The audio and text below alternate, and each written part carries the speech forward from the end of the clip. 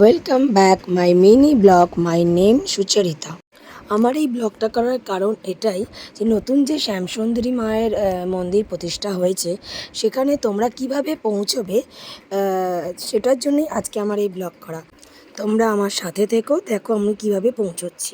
আমরা আমাদের বাড়ি থেকে যাত্রা শুরু করলাম। আমরা এবার আস্তে আস্তে উল্টোডাঙার দিকে যাব। উল্টোডাঙার দিকে গিয়ে বাইপাস রোড ধরবো। তোমরা দেখতে পাচ্ছ আমি উল্টোডাঙা রোড ক্রস করে আমি এখন বাইপাস রুট ধরলাম।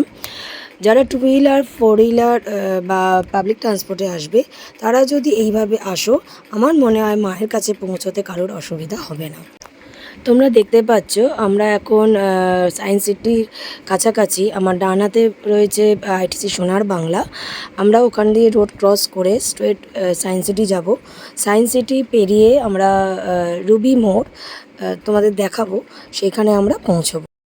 তোমরা দেখতে পাচ্ছ এবার আমরা রবি হসপিটাল, মানে আমার বাঁ সাইডে রবি হসপিটাল, আর এই সামনেই দেখো আসছে রবি মোড়।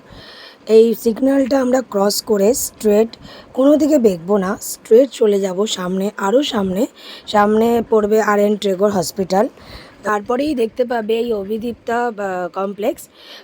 অভিদীপ্তা কমপ্লেক্স থেকে তোমরা যখন মেন রোডে দেখতে পারবে তার লেফট সাইডে তোমরা টার্ন নিয়ে নেবে। লেফট সাইডে টার্ন নেওয়ার পর অভিদীপ্তা কমপ্লেক্সের ফার্স্ট গেটে আসবে। ফার্স্ট গেটের ঠিক উল্টো দিকেই দেখবে ইনস্টিটিউট অফ ম্যানেজমেন্ট স্টাডিজ। ওইখান দিয়ে দেখো আমি দেখাচ্ছি, স্ট্রেট চলে যাবে। সামনে স্ট্রেট আসলে তুমি দেখতে পাবে ভ্যারাইটি স্টোর্স। এই ভ্যারাইটি স্টোর্স থেকে বাঁ দিকে টার্ন নিলেই সামনে যে দেখতে পাচ্ছ তোমরা এই যে সাদা বিল্ডিংটা, বাইরে ঠাকুরমশাই দাঁড়িয়ে আছে, এখানেই আছেন মা শ্যামসুন্দরী। দেখতে পাচ্ছ মায়ের মন্দিরে আমরা এসে পড়েছি। আমি আর ওয়েট করতে পারছি না যে মায়ের মুখটা কবে দেখব আফটার 3 মান্থ। বুঝতেই পারছো খুব কষ্ট হচ্ছে। অনেক দিন পর মাকে দেখতে পেলাম, আমি যেন আর চোখ সরাতে পারিনি। মাকে দেখে আর নিজেকে সামলাতেও পারিনি। আমি তো মায়ের দিকে তাকিয়েই ছিলাম, চোখ আর সরাতে পারিনি। তারপর ঠাকুরমশাই ডাকলো পুজো দেওয়ার জন্য, আমি আর মেয়ে গেলাম, পুজো দিলাম। মনটা যেন শান্তি পেল। অনেক দিন পর, প্রায় 3 মাস পর মাকে দেখে আমার কিছু বলার ভাষা নেই আর। আমি যে কতটা মন থেকে শান্তি পেয়েছি আমি তোমাদেরকে আর বলে বোঝাতে পারবো না। পুজো দিয়ে আমি আর মেয়ে মোমবাতি ধূপকাঠি জ্বালালাম। মাকে মায়ের কাছে মন ভরে প্রার্থনা করলাম। মেয়েকেও বললাম যে তুইও মোমবাতি ধূপকাঠি জ্বালা, মেয়েও তাই করলো।